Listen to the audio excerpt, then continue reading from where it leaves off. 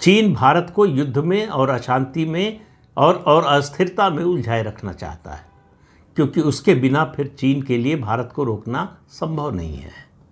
तो चीन जो भी कहे वो करने के लिए तैयार है, और पाकिस्तान में जो सरकार है, तथाकथित सरकार, उसके अधिकार में कुछ नहीं है। ये शहबाज शरीफ के आदेश से ज़रूर उसको फील्ड मार्शल बनाया गया है, लेकिन इसमें शहबाज शरीफ का कोई योगदान नहीं है।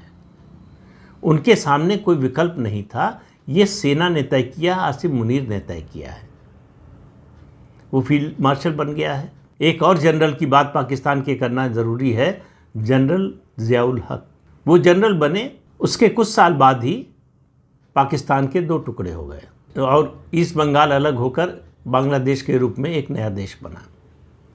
ऐसी चर्चा है आसिम मुनीर के फील्ड मार्शल बनने के बाद अब नंबर है बलूचिस्तान के आज़ाद होने का। वो होगा कि नहीं पता नहीं,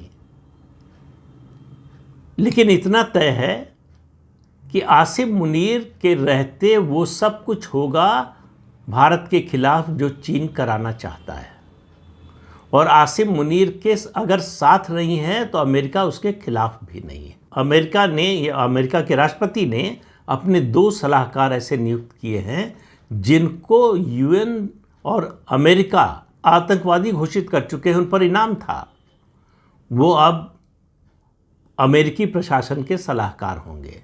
तो इससे आप समझ लीजिए कि डोनाल्ड ट्रंप की सरकार किस दिशा में जाना चाहती है। चीन और अमेरिका के हित इस समय मिल रहे हैं भारत के खिलाफ।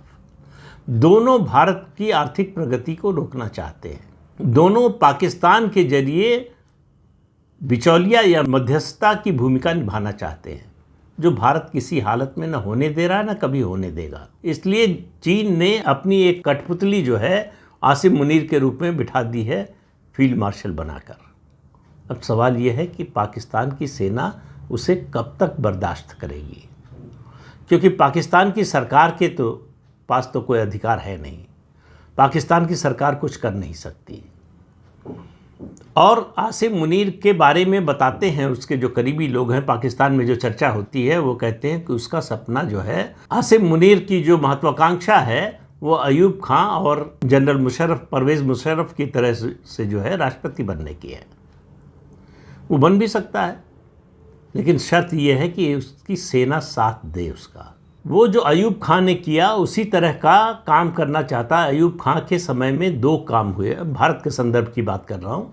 पहला, सिंधु जल समझौता हुआ 1960 में, जब अयूब खां राष्ट्रपति थे।